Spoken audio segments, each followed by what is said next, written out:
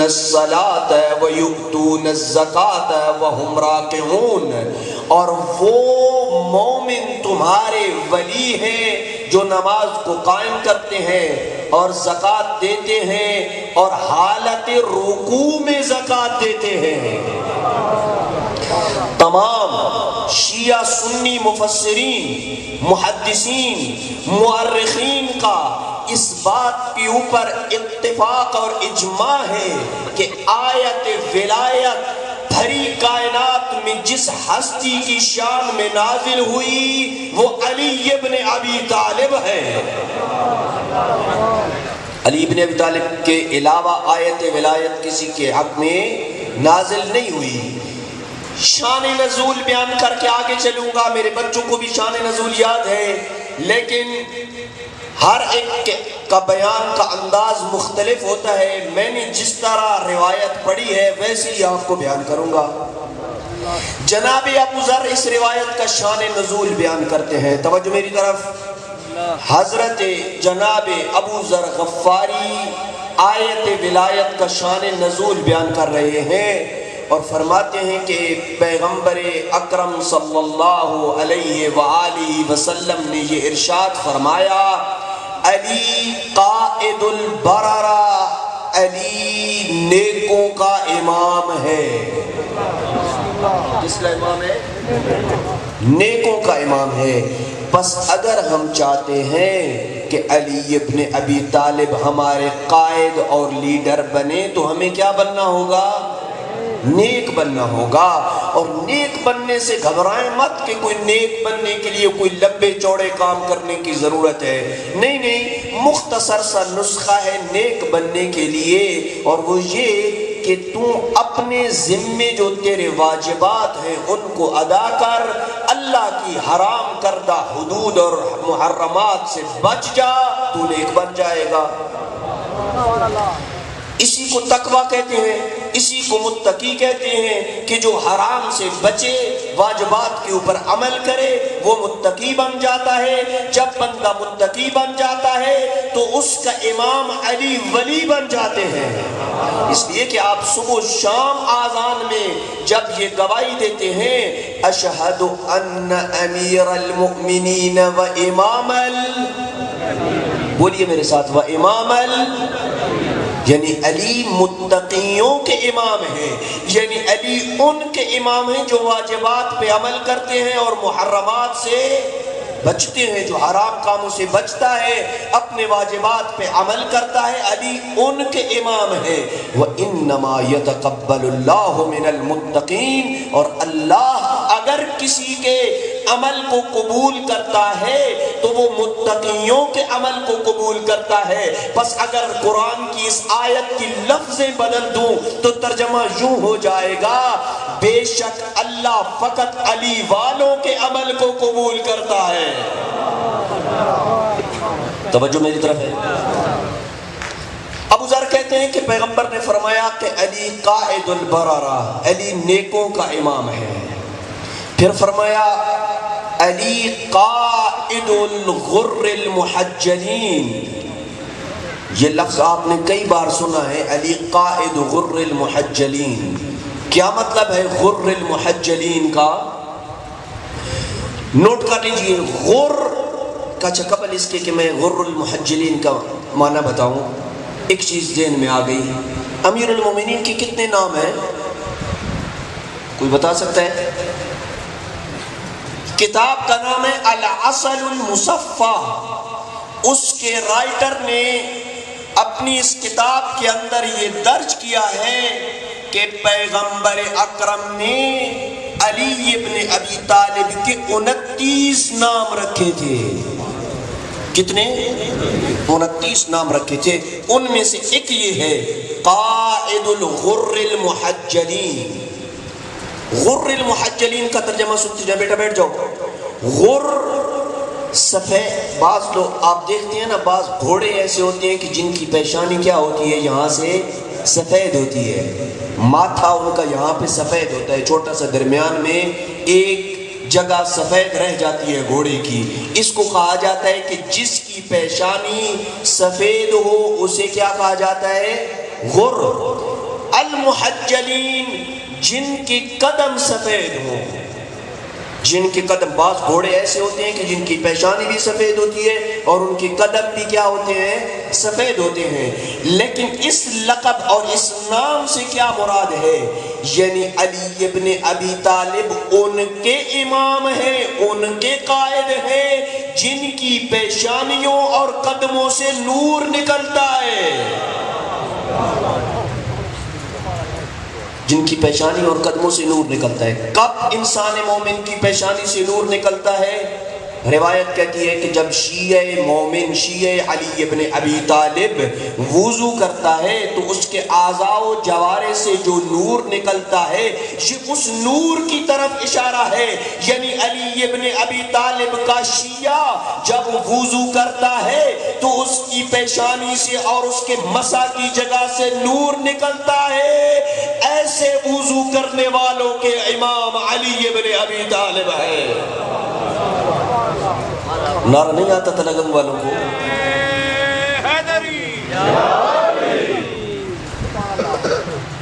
علی ابن ابی طالب ایسے لوگوں کے امام ہیں جن کے اعضاء و جوارح سے نور نکلتا ہے۔ ابو ذر کی روایت ابھی چل رہے، شان نزول بیان کر رہا ہوں، انما ولیکم اللہ ورسولہ کا۔ ابو ذر کہتے ہیں کہ میں نے پیغمبر سے جب یہ سنا نا، اچانک مسجد سے ایک شخص داخل ہوا، سوال کرنے والا، سوالی مسجد کے اندر انٹر ہوا، سوال کرنے لگا، کوئی ہے جو مجھے دے، کوئی ہے جو مجھے عطا کرے۔ ادھر سے اس نے گھومنا شروع کیا، کسی نے بھی اسے کچھ نہ دیا۔ اسی انداز میں جب مانگتا گیا تو کسی نے کچھ نہیں دیا۔ علی ابن ابی طالب کونے میں نماز پڑھ رہے تھے، علی نے آگے ہاتھ بڑھایا، ہاتھ بڑھا کے کہا میری انگوٹھی اتار لو۔ یہ انگوٹھی کا اترنا تھا کہ جبریل آیت لے کے نازل ہوا، انما ولیکم اللہ ورسولہ۔ یہ آیت اس وقت نازل ہوئی۔ یہ شان نزول تو آپ نے کئی بار سنا ہوا ہے، میں اس شان نزول کے متعلق نہیں ڈسکس کرتا۔ ایک نئی چیز آپ کو دے کے جا رہا ہوں، یاد رکھیں گے کہ عشر محرم الحرام کی سب سے علمی اور سنہری چیز آپ کو دے کے جا رہا ہوں۔ جو علی ابن ابی طالب سے محبت کرنے والے سارے میرے سامنے بیٹھے ہیں، یاد رکھیں گے کہ علی کتنا سخی تھا۔ یہ جو انگوٹھی آپ لوگ پڑھتے ہیں کہ مولا نے حالت رکوع میں دی، بعض لوگ اشکال کرتے ہیں کہ کیا ہوا اگر علی نے ایک نارمل سی انگوٹھی حالت رکوع میں بطور صدقہ اور خیرات کے دی تو کیا ہوا؟ اس میں کوئی بھی دے سکتا ہے، اور ایسا ہوا تاریخ میں۔ علی کے بعد کتنوں نے حالت رکوع میں انگوٹھیاں دی تاکہ آیت آئے، لیکن آیت نہیں آئی۔ کیا راز ہے؟ یہ انگوٹھی کہاں سے آئی تھی علی ابن ابی طالب کے پاس، اور اس انگوٹھی کی قیمت کیا تھی؟ توجہ ہے، انگوٹھی کی قیمت کیا تھی؟ انگوٹھی کہاں سے آئی تھی؟ یہ انگوٹھی تھی جناب سلیمان بن داؤد کی، جو نبی اللہ سلیمان بن داؤد تھے نا، یہ انگوٹھی ان کی تھی۔ اور اس انگوٹھی کی قیمت کیا تھی؟ امام صادق علیہ السلام فرماتے ہیں ثمنہ خراج الشام، اس انگوٹھی کی قیمت اتنی تھی جیسے ملک شام کا پورا سالانہ ٹیکس اکٹھا ہوتا تھا۔ اس ٹیکس کو اگر ایک طرف رکھا جاتا، علی ابن ابی طالب کی انگوٹھی کو ایک طرف رکھا جاتا تو دونوں کی قیمت برابر ہوتی تھی۔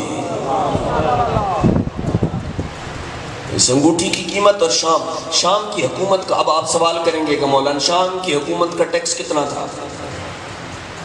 کوئی بتا سکتا ہے کہ شام کی حکومت کا اس وقت کتنا ٹیکس تھا؟ یہ تاریخ کے اوراق کی جب عرق ریزی کی بندہ ناچیز نے تو یہ چیز سامنے آئی کہ شام کی حکومت کا اس وقت جو ٹیکس بنتا تھا، امام فرماتے ہیں کہ ٹیکس اتنا تھا 300 حمل من فضة و4 احمال من ذهب، 300 اونٹوں کے اوپر جو چاندی لادھی جاتی ہے اور 4 اونٹوں پہ جو سونا لادا جاتا ہے، اتنی مقدار میں چاندی اور سونے کی جو قیمت بنتی تھی وہ علی کی انگوٹھی کی قیمت بنتی تھی۔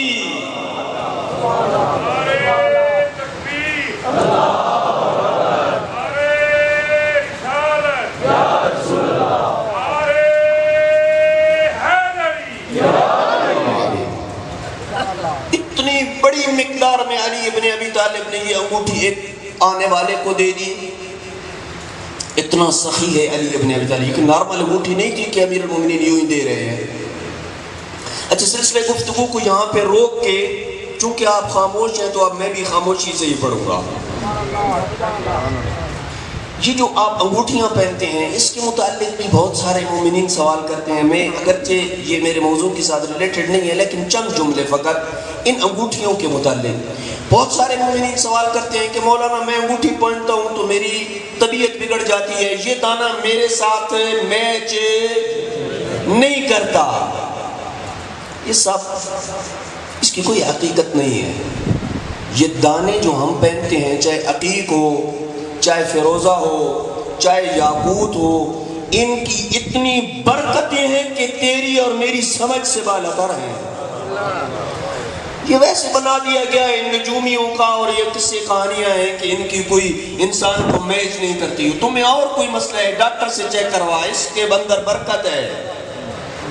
یہ میں نے انگوٹھی کون سی پہن رکھی ہے؟ درِ نجف، چند تین دانوں کے میں فقط فضائل بتاؤں گا تاکہ سب لوگ جنہوں نے جو پہن رکھی ہے وہ یوں نہ کہیں کہ میں نے جو پہن رکھی ہے اس کی فضیلت نہیں بنائی۔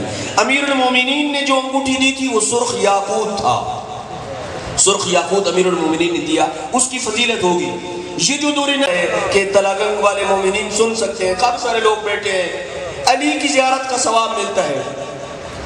یاقوت کا عقیق کا کیا ثواب ہے؟ معصوم فرماتے ہیں کہ ان اللہ یحب ان یرفع الیہ ید للدعاء فیہا فص للعقیق، اللہ یہ پسند کرتا ہے کہ اس کی بارگاہ میں وہ دعا ہاتھ کے لیے اٹھے جس میں عقیق کا نگینہ ہو۔ اچھا، یہ عقیق جو ہے یہ کہاں سے آیا ہے؟ عقیق کہاں سے بنا ہے؟ تھوڑا سا اس کے اوپر بات ہو جائے، عقیق کہاں سے بنا ہے؟ معصوم فرماتے ہیں کہ اول جبل اقر بالربوبیت للہ، سب سے پہلا پہاڑ جس نے اللہ کی ربوبیت کا اقرار کیا وہ عقیق کا پہاڑ ہے۔ وَلِمُحَمَّدٍ بِالنَّبُوَّةِ، سب سے پہلے جس نے حضرت محمد کی نبوت کا اقرار کیا وہ عقیق کا پہاڑ ہے۔ وَلِعَلِيٍّ بِالْوَصِيَّةِ، اور سب سے پہلے جس نے علی ابن ابی طالب کی ولایت کا اقرار کیا وہ عقیق کا پہاڑ ہے۔ تبھی تو آپ مومن کی یہ علامت سمجھتے ہیں نا کہ مومن اپنے ہاتھ میں کیا کرتا ہے؟ عقیق پہنتا ہے۔ جب آپ کہیں سفر میں ہوتے ہیں، کسی کو دیکھتے ہیں کہ فلاں نے عقیق پہن رکھا ہو تو آپ اس کو جانتے نہیں ہیں لیکن آپ پھر بھی کہہ دیتے ہیں کہ اپنا مومن بھائی ہے، ایسے ہی کہتے ہیں نا۔ یہ عقیق شیعہ علی ابن ابی طالب کی علامت ہے، اس لیے کہ اس پہاڑ نے سب سے پہلے علی ابن ابی طالب کی ولایت کا اقرار کیا تھا۔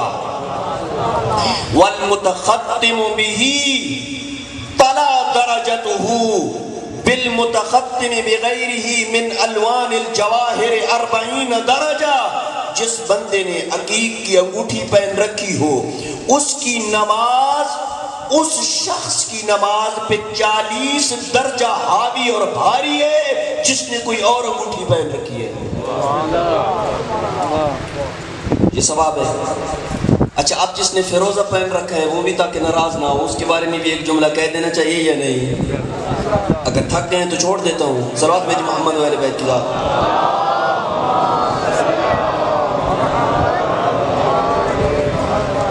علی بن مہزیار امام، یہ باتیں ویسے آ جاتی ہیں ذہن میں۔ علی بن مہزیار امام موسیٰ کاظم علیہ السلام کا صحابی ہے، امام علیہ السلام کی خدمت میں حاضر ہوا دیکھا علی بن مہزیار کہتا ہے کہ رأیتہ فی یدہ خاتما فسہ فیروزج، میں نے دیکھا کہ امام کے ہاتھ میں ایک انگوٹھی ہے جس کا نگینہ فیروزے کا ہے، فیروزے کا نگینہ ہے، بڑی ہی کوئی پیاری خوبصورت انگوٹھی تھی امام کی۔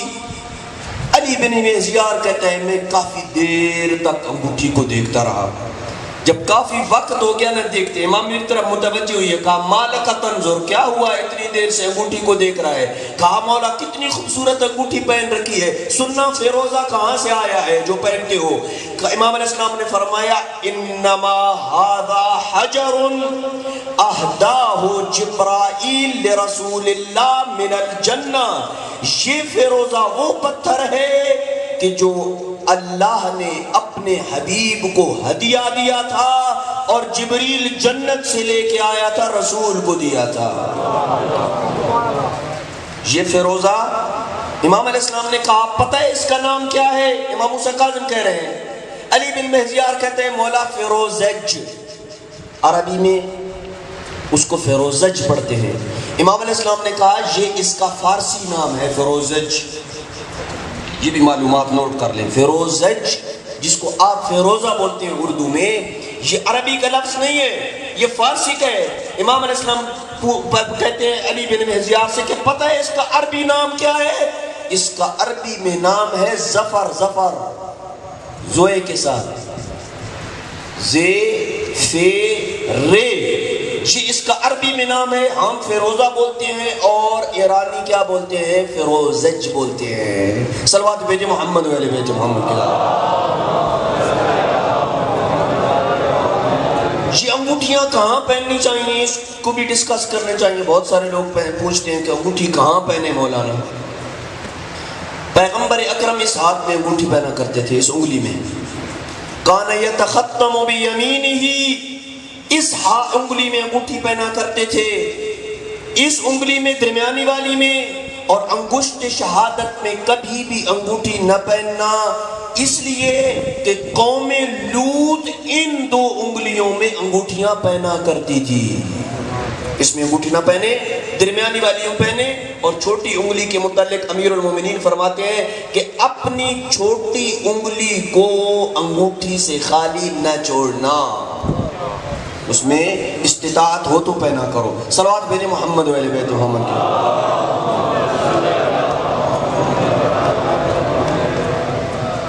بارے دیگر صلوات بیت محمد و علی بیت محمد۔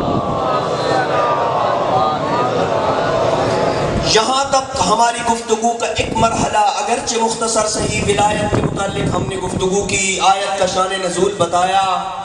آئیے چند ان ہستیوں کا تعارف کرواتے ہیں کہ جو ہستیاں امیر المومنین کی ولایت اور محبت میں اس قدر سرشار تھیں کہ ولایت علی ابن ابی طالب ان کی رگوں میں خون بن کے دوڑتی تھی۔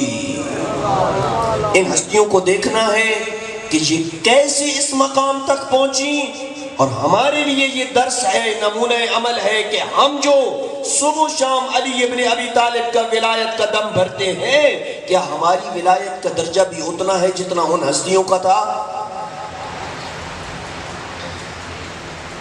مالک اشتر کا نام تو سنا ہوگا یقیناً آپ نے۔ مالک اشتر کے والد کا تعارف کروانے لگا ہوں، نہیں بتایا جاتا عام طور پہ اس ہستی کے متعلق۔ حارث حمدانی، جس کو امیر المومنین نے کہا تھا کہ جب بھی اے حارث حمدانی کوئی بندہ دنیا سے رخصت ہوگا تو وہ مجھے دیکھ کے مرے گا۔ موت کے وقت علی ابن ابی طالب آتے ہیں، میں آگے چل کے بیان کروں گا کہ امیر المومنین موت کے وقت کیسے آتے ہیں، کیسے مومن کے لیے آتے ہیں، کیسے منافق کے لیے آتے ہیں۔ اچھا، حارث کون ہے؟ حارث یہ یمن کا ایک قبیلہ ہے، قبیلہ حمدان، وہاں سے حارث حمدانی اس کو کہا جاتا ہے۔ یہ حمدانی وہ نہیں کہ جو ہمارے حمدانی سادات ہیں، یہ ان کی بات نہیں ہے۔ حارث حمدان جو یمن میں ایک قبیلہ ہے حمدانی، اس کی وجہ سے حارث کو حارث حمدانی کہا جاتا ہے، اور حارث حمدانی جس قبیلے سے ہے، امیر المومنین اس قبیلے کی اتنی مدح و سرائی کیا کرتے تھے اور فرمایا کرتے تھے اگر اس روئے زمین پہ 1000 بندے آل حمدان جیسے ہوں تو اللہ کی ایسی عبادت ہوگی جیسے عبادت کا حق ہوتا ہے۔ جنگ صفین میں جب امیر المومنین کے اوپر دائیں بائیں آگے پیچھے سے تیروں اور تلواروں کے حملے ہوئے نا، تو دوڑ کے آل حمدان امیر المومنین کی مدد کے لیے آگے بڑھے۔ امیر المومنین نے پکار کے کہا انتم رمحی و جنتی، تم ہی میرے نیزے ہو اور تم ہی میری ڈھال ہو۔ ہاں، ما نصرتم الا اللہ، تم نے علی کی مدد نہیں کی ہے بلکہ اللہ کی مدد کی ہے۔ یہ ایسا قبیلہ ہے۔ امیر المومنین فرماتے ہیں اگر میں جنت کے دروازے پہ کھڑا ہوا، اگر میں جنت کا دربان ہوا اور مجھے اذن ہوا کہ تو اپنی مرضی سے جنت میں بھیج اور جہنم میں بھیج، تو میں آل حمدان کو کہوں گا ادخلی سلاما، سلامتی کے ساتھ جنت میں چلے جاؤ۔ یہ آل حمدان وہ قبیلہ ہے۔ اس قبیلے کے افراد بہت سارے آپ لوگ ان کو جانتے ہیں، کمبر ہے، اسبق بن نباتہ ہے، ساسا بن سوہان ہے۔ یہ امیر المومنین کے جو مخلص اور قریبی ساتھی تھے نا، یہ سارے کے سارے اس آل حمدان قبیلے سے تعلق رکھتے تھے۔ لیکن ان تمام کا جو سردار اور ہیڈ تھا نا، جس کی محبت علی ابن ابی طالب سے انوکھی اور نرالی تھی، وہ حارث حمدانی تھا۔ حارث حمدانی ان 10 افراد میں سے ایک شخص تھا جس کے متعلق امیر المومنین اپنے کاتب رائٹر جو کچھ چیزیں نوٹ کرتا تھا۔ آج بڑی شخصیات اپنے ساتھ سیکٹری رکھتے ہیں نا، اپوائنٹمنٹ، یہ میٹنگز کو جو نوٹ کرتے ہیں، یہ ایک امیر المومنین کا کاتب تھا، لکھنے والا، جس کا نام عبید اللہ بن ابی رافع تھا۔ امیر المومنین اسے کہا کرتے تھے کہ ادخل علی عشرة من ثقاتی، میرے پاس میری خاص محفل اور میٹنگ میں میرے 10 معتبر ترین افراد کو اندر لے کے آیا کیا کرو۔ ان 10 میں سے ایک حارث حمدانی تھا، ایک 10 ان میں سے ایک حارث حمدانی تھا۔ اس کی محبت کا ایک واقعہ بیان کر کے میں آگے چل رہا ہوں۔ توجہ ہے، جن کی جتنی میری طرف توجہ ہے وہ ضرور اتنی بلند آواز سے صلوات بھیج دیں۔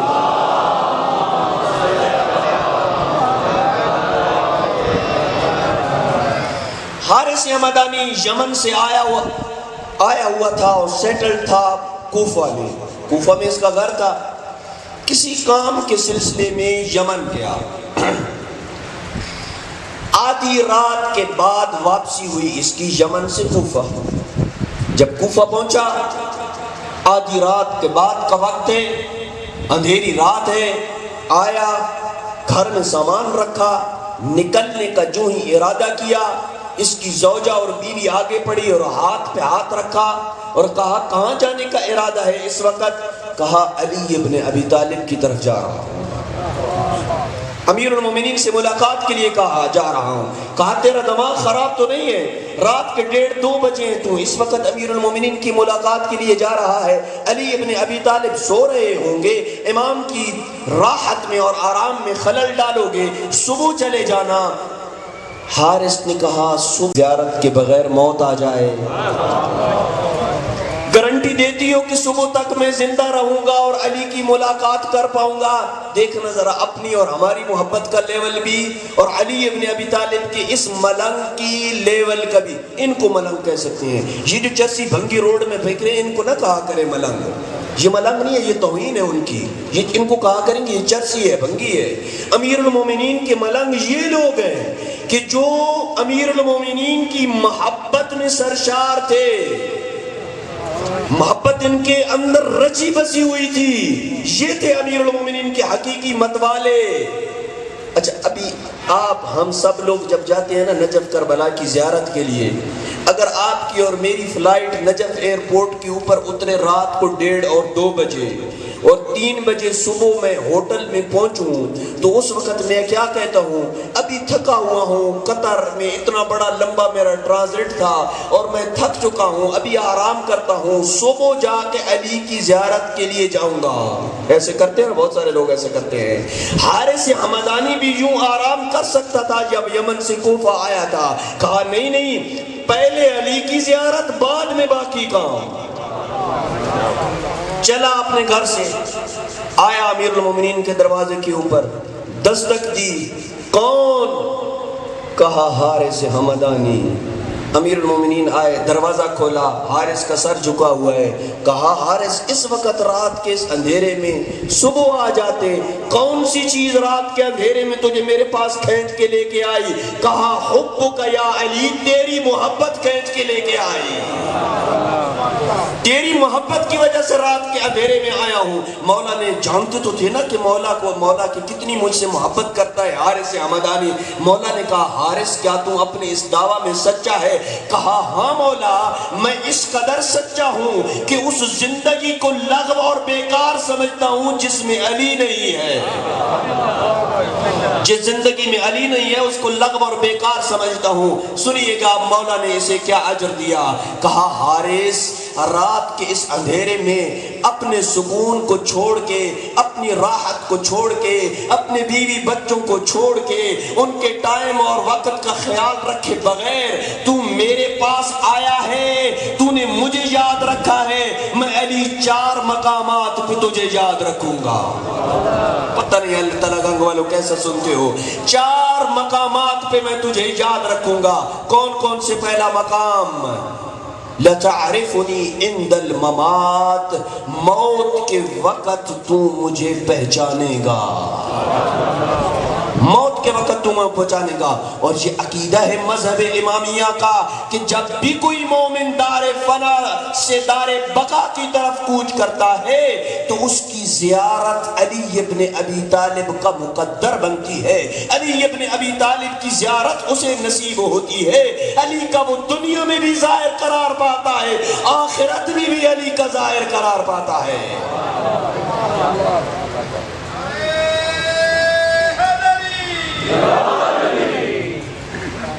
پہلا مقام ہے۔ یہاں پہ رک کے ایک واقعہ بتاتا چلوں، وقت کے دامن میں گنجائش بھی کم ہے اور مطالب بہت زیادہ رہتے ہیں۔ 2003 پرانا واقعہ نہیں ہے، 2003 یا 4 کا واقعہ ہے۔ صدام کے زمانے کے بعد نجف سے بغداد اور بغداد سے نجف کے رستے میں ایک جگہ اب بھی آتی ہے جس کا نام ہے لطیفیہ۔ وہاں پہ کبھی کبھی اچانک طالبان اور داعش اچانک ایک ایسی چیک پوسٹ لگا دیتے تھے کہ شناختی کارڈ کے اوپر نام چیک کر کے امیر المومنین کے چاہنے والوں اور شیعوں کو وہیں پہ ذبح کرتے تھے اور گولی مارتے تھے۔ کیا کہتے تھے؟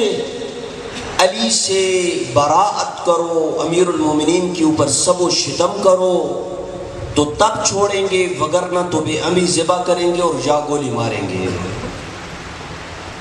ایک جوان کا واقعہ ہے، اور یہ جس مولانا نے واقعہ نقل کیا، جب میں نے یہ واقعہ سنا تو ان کا نمبر لے کے میں نے ان سے کال پہ خود بات کی۔ حلہ کا رہنے والا وہ سید ہے، عالم دین ہے۔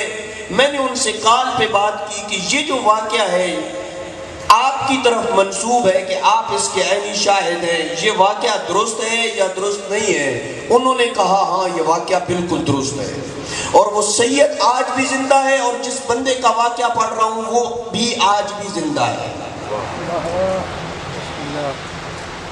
ہائیس کے اوپر وہ بندہ چل رہا ہے، آ رہا ہے بغداد سے حلہ، بغداد سے حلہ آ رہا ہے۔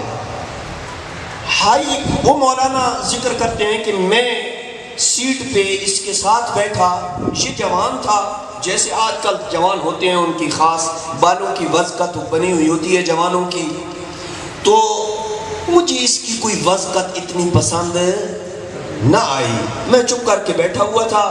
یہ مومن بھی میرے پاس آ کے بیٹھ گیا۔ کہاں جا رہے ہو؟ حلہ جا رہا ہوں۔ جب اس اس مقام پہ پہنچے نا کہ جہاں پہ چیک پوسٹ لگی ہوئی تھی، اچانک یکدم چیک پوسٹ لگا دیتے تھے، پتہ نہیں ہوتا تھا۔ چیک پوسٹ، گاڑیوں کی لائن لگی ہوئی ہے اور گاڑیوں سے اتار رہے ہیں، لوگوں کی لائن لگی ہوئی ہے، شناختی کارڈ چیک کر رہے ہیں اور کہہ رہے ہیں کہ علی کو سب و شتم کرو، علی کو گالی دو تو تب چھوڑیں گے، وگرنہ ابھی تمہیں گولی ماریں گے۔ یہ بات معروف، قصہ معروف ہے یہ عراق میں۔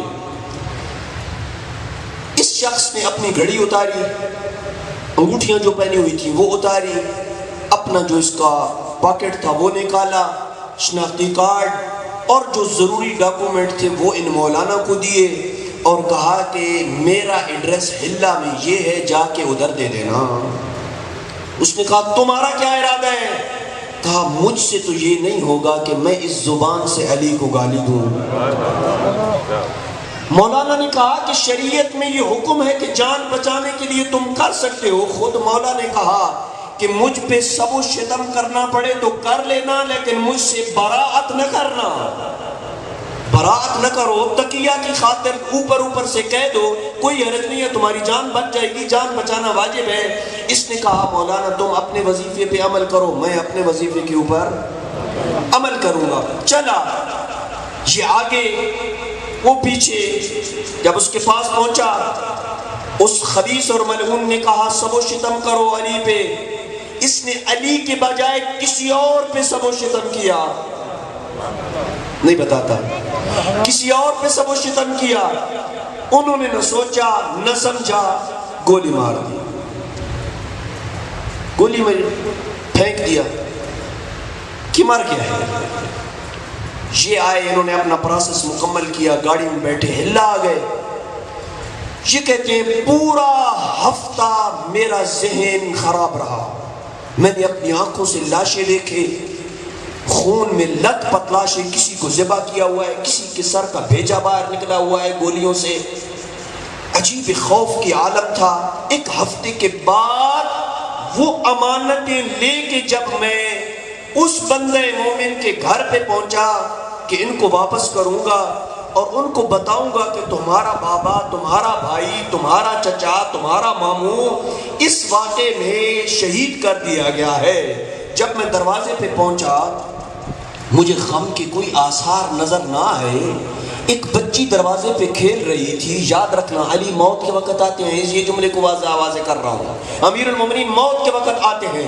اپنی اور ان مومنین کی محبت کو چیک کیجئے، اگر ہم پہ ایسا وقت آ جائے تو ہم کس موقف کو اختیار کریں گے؟ ایک بچی کھیل رہی، میں بچی کے پاس آیا، میں نے کہا کہ فلاں کا گھر کہاں ہے؟ بچی نے کہا یہی فلاں کا گھر ہے۔ کہا اس گھر میں اندر کوئی موجود ہے؟ میں کچھ امانتیں دینا چاہتا ہوں اور ایک غم کی خبر دینا چاہتا ہوں۔ بچی نے کہا ہاں میرا بابا گھر کے اندر موجود ہے، میں اسے بلاتی ہوں۔ یہ اسی کی بچی تھی۔ میرا بابا گھر کے اندر موجود ہے، میں اسے بلاتی ہوں۔ بچی دوڑ کے گئی، جب بچی واپس آئی تو اس شخص نے، وہی جس کو گولی لگی تھی، وہی شخص بچی کا ہاتھ پکڑے ہوئے بیساکھی کے سہارے پہ چلتا ہوا باہر آیا۔ جب باہر آیا حیران ہو گیا، یہ دونوں گلے ملے، بہت دیر تک روتے رہے۔ یہ مومن اندر لے کے گیا، کہا بیٹھو، کہا بتاؤ تیرا ماجرا کیا ہے؟ میری آنکھوں کے سامنے تجھے گولی لگی ہے اور تو زندہ کیسے ہے؟ کہا بات یہ ہے، جب انہوں نے کہا تھا سب و شتم کرو، میں نے کسی اور پہ سب و شتم کیا، ادھر پہلا فائر ہوا، علی ابن ابی طالب نے مجھے اپنی گود میں لیا، میں امیر المومنین کی گود میں آیا۔ امیر المومنین نے جہاں مجھے گولی لگی تھی اپنا ہاتھ پھیرا، میں اس وقت تھا تو بے ہوشی کے عالم میں۔ وہ شفا دیتے ہیں، بعید نہیں ہے ان سے مانگنے کا، اور ہمارا عقیدہ بنتا ہے صحیح۔ ہم جس طرح مانگیں وہ عطا کرتے ہیں۔ امیر المومنین نے ہاتھ پھاڑا، ایک گولی ادھر لگی تھی، ایک گولی ادھر لگی تھی، ادھر امیر المومنین نے مکمل ہاتھ پھیرا تھا، میں ایسے ہو گیا جیسے یہاں گولی لگی ہی نہیں تھی۔ ادھر مولا نے ہاتھ تھوڑا پھیرا تھا، ابھی زخم موجود ہے تھوڑا لیکن ٹھیک ہو جاؤں گا۔ تو بتا یہ رہا تھا کہ جب ایسے مومن کو موت آتی ہے علی آتے ہیں۔ صلوات بھیجیں محمد والے بیت محمد۔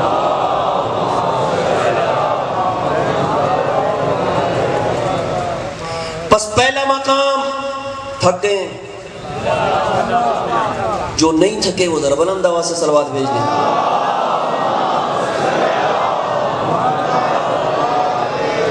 حارث حمدان، تو رات کے اندھیرے میں میرے پاس آیا، تو نے رات کے وقت مجھے یاد کیا، میں 4 مقامات پہ تجھے یاد کروں گا۔ پہلا مقام موت کے وقت تو مجھے پہچانے گا، دوسرا مقام پل صراط پہ تو مجھے پہچانے گا، تیسرا مقام حوض کوثر پہ تو میرے پاس آئے گا، حوض کوثر پہ میں تجھے اپنے ہاتھوں سے پانی پلاؤں گا۔ کل میں نے علامہ امینی کا واقعات آپ کو سنائے تھے، آج اسی علامہ امینی کا حوض پہ آنا اور امیر المومنین کا علامہ امینی کو غدیر کتاب لکھنے کا صلہ دینا بتا رہا ہوں۔ بیدار ہیں؟ نجف کے بہت بڑے عالم مرحوم ہو گئے، آیت اللہ سید محمد تقی الحکیم، وہ کہتے ہیں کہ میں نے ایک جلیل القدر سید سے یہ خواب سنا کہ قیامت کا منظر ہے، لوگ نفسا نفسی کے عالم میں مبتلا ہے، ہر بندہ یہ کہہ رہا ہے نفسی نفسی، النجاتو النجاتو، میرا نفس، نجات نجات، پناہ۔ ہر بندہ اپنے پسینے میں شرابور ہوگا، شدت پیاس سے ایک حوض کی طرف عالم معاشر دوڑ رہا ہوگا، اور میں بھی اس حوض کی طرف دوڑ رہا تھا کہ میں نے دیکھا حوض کوثر پہ ایک نورانی شخصیت کھڑی ہے جو اپنے ہاتھوں سے حوض کوثر پہ آنے والوں کو سیراب کر رہی ہے، کچھ کو پانی پلا رہی ہے اور کچھ کو حوض کوثر سے دور کر رہی ہے۔ کہتے ہیں میں لائن پہ لگ گیا، جب میں لائن پہ لگا میری باری آئی، میرے پیچھے علامہ امینی ہیں اور میں آگے ہوں، وہ بھی عالم یہ بھی عالم۔ میں جب مولا کی خدمت میں حاضر ہوا، مولا نے یوں ایک کپ ایک جام بھرا اور مجھے حوض کوثر سے پانی پلایا، میں سیراب ہو کے علی مولا کے پاس کھڑا ہو گیا۔ اب جب باری آئی، بیدار ہونا، اب جب باری آئی نا علامہ امینی کی، علامہ امینی آگے بڑھے، امیر المومنین نے اپنے دونوں ہاتھ حوض کوثر میں بھرے اور غدیر کا صلہ دینے کے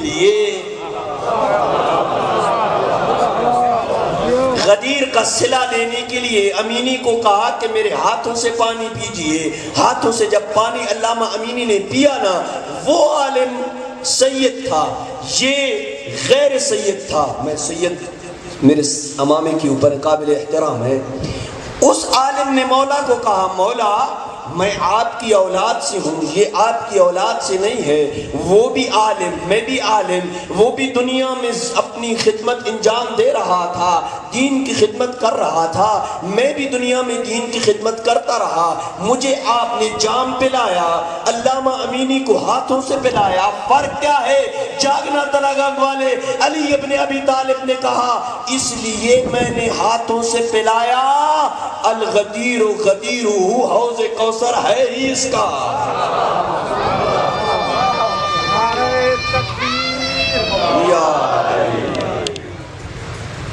حوض کوثر ہے ہی اس کا۔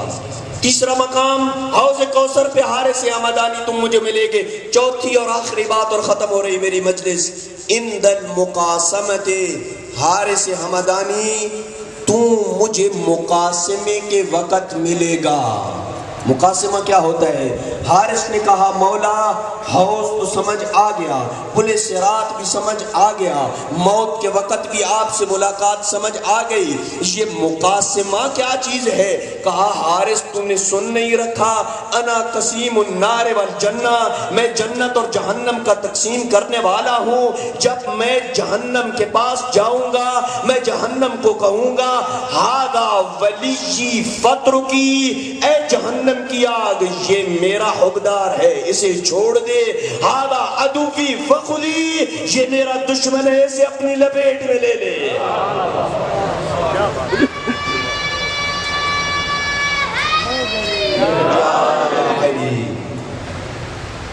یہ ہیں وہ 4 مقامات جن مقامات میں علی ابن ابی طالب اپنے صحابی حارث ہمدانی کو ملیں گے، لیکن اتنے فضائل کے باوجود اگر کائنات میں سب سے اول مظلوم ہے تو وہ علی ابن ابی طالب ہے۔ آپ زیارت کے لیے جو نجف اشرف گئے ہیں نا، وہ مولا کی زیارت کا یہ جملہ پڑھتے ہیں، السلام علیک یا اول مظلوم، اے کائنات کے سب سے پہلے مظلوم علی ابن ابی طالب، میرا سلام ہو تم پہ، اجرکم اللہ۔ یوں مسجد میں داخل ہوتے ہیں، مولا لوگ ڈسکس کر رہے ہیں کہ مظلوم کسے کہا جاتا ہے۔ کوئی کہتا ہے مظلوم اسے کہا جاتا ہے جس کا مال و متاع لوٹ لیا جائے، کوئی کہتا ہے مظلوم اسے کہتا ہے جسے مارا جائے، کوئی کہتا ہے مظلوم اسے کہتا ہے جس کے گھر بار کو جلا دیا جائے۔ مولا آئے، پوچھا کیا ڈسکس کر رہے ہو؟ کہا ہم یہ ڈسکس کر رہے ہیں کہ کون مظلوم ہے۔ کسی نے یہ مظلوم کی تعریف کی، کسی نے یہ مظلوم کی تعریف کی۔ امیر المومنین کا گریہ بڑا اور رو کے کہا نہ یہ مظلوم ہے نہ وہ مظلوم ہے، مظلوم تو وہ ہے جس کی آنکھوں کے سامنے اس کی زوجہ کے اوپر ہاتھ برسایا جائے اور وہ کچھ کر سکنے کے باوجود بھی کچھ نہ کر سکے، وہ کائنات کا اجرکم اللہ سب سے بڑا مظلوم۔ اجرکم اللہ۔ آج اسی مخدومہ کونین کے 2 جملے پڑھ کے شہادت کے ختم کروں گا۔ عزاداران مظلوم کربلا، بڑے ہی دکھ جھیلے ہیں میری آقا زادی نے۔ پیغمبر کے بعد حالت کیا ہے؟ سادات دل کھول کے گریہ کرے، غیر سادات سیدہ کو وسیلہ بنا کے گریہ کرو اور تمہاری یقیناً حاجت قبول ہوگی۔ عزاداران مظلوم کربلا، حالت کیا ہے میری آقا زادی بابا کے بعد 75 یا 95 دن زندہ رہی، موت کی پٹی باندھی ہوئی ہے، ایک ہاتھ پہلو کے اوپر ہے، ایک ہاتھ سے عصا کا سہارا لیتی ہے عمر 18 سال لیکن لگتی ضعیفہ ہے۔ رو رو کے میری آقا زادی کا یوں حال ہو گیا تھا، میں کہوں گا اے امت زہرا زیادہ نہیں روتی تھی لیکن اتنا درد بھرا روتی تھی، مدینہ کے در و دیوار ہل جاتے تھے۔ اجرکم اللہ، اجرکم اللہ۔ غریبوں کو پرسہ دیتے رہو، گریہ بھی کرتے رہو، سنتے بھی رہو۔ عزادارو سکونی صحابی ہے امام صادق کا، مولا کے پاس آتا ہے، افسردہ حالت میں ہے۔ مولا نے سبب پوچھا، سکونی کیا وجہ ہے کہ تو آج بڑا افسردہ ہے؟ کیا وجہ ہے کہ آج تیرا چہرہ بجھا بجھا ہوا ہے؟ کہا مولا اللہ نے ایک بیٹی سے نوازا ہے۔ کیوں؟ بیٹی تو اللہ کی رحمت ہوتی ہے، وہ اللہ کی زمین پہ چلے گی، اللہ کا رزق کھائے گی، کیوں تو پریشان ہوتا ہے؟ یہ تھوڑا سنبھلا، مولا کی بات سے تسلی آئی۔ مولا نے کہا سکونی اگر اللہ نے تجھے بیٹی دی ہی ہے نا تو بیٹی کا نام کیا رکھا ہے؟ کہا بیٹی کا نام میں نے فاطمہ رکھا ہے۔ فاطمہ کا نام آنا تھا۔ صادق آل محمد اپنی مسند سے کھڑے ہوئے، میں کہوں گا اللہ جانے صادق آل محمد آپ کو وہ مدینہ کی فاطمہ یاد آ گئی، وہ ظالم کے تازیانے یاد آئے، وہ محسن کا شہید ہو جانا یاد آیا، وہ دروازے کا جل جانا یاد آیا۔ اجر اجرکم اللہ. ازادارو آیت اللہ فاطمی نیا سنتے بھی ہو. اجرکم اللہ آیت اللہ فاطمی نیا ایران کے ایک بہت بڑے خطیب ہیں, مجتہد بھی ہیں. وہ یہ روایت پڑھ رہے تھے کہ امام صادق سے پوچھا گیا کہ کوئی خاک ایسی بھی ہے کہ جو کربلا کی خاک سے افضل ہے؟ کہا ہاں ایک خاک ایسی ہے کہ جو کربلا کی خاک سے افضل ہے. کہا مولا وہ کون سی خاک ہے جو کربلا کی خاک سے افضل ہے؟ کہا جب میری آقا زادی میری دادی زہرا دربار سے واپس آ رہی تھی نا, ہاتھ میں تحریر تھی, رستے میں ایک جوان من ملا, ایک دراز قد شخص ملا. اس نے بی بی سے پوچھا یہ دستور کیا ہے, یہ دستاویز کیا ہے, یہ تحریر کیا ہے؟ بی بی نے دینے سے انکار کیا. اس کا اصرار بڑھا, بی بی کا انکار بڑھا. اس نے وہ تحریر بی بی کے ہاتھوں سے چھین لی. وہ میں کہتا فقط تحریری چھینتا اور اس پہ اکتفا کرتا تو کافی تھا. تلا گنگ والوں میں اشارہ کروں گا, ماتم کرنا تیرا مقدر. رفسہو برجلہی ولطمہا. ازادارو اب آؤ لغت کی کتابیں اٹھاؤ. رفس کا مطلب کیا ہے؟ رفس کہتے ہیں جب کوئی مرد کسی کو اپنی ٹانگ اس کے سینے پہ مارتا ہے اسے رفس کہا جاتا ہے. ایک تماچا مارا وہ میری آقا زادی گوشوارے زمین پہ گرے جیسے تسبیح کے دانے بکھرتے. اجرکم اللہ.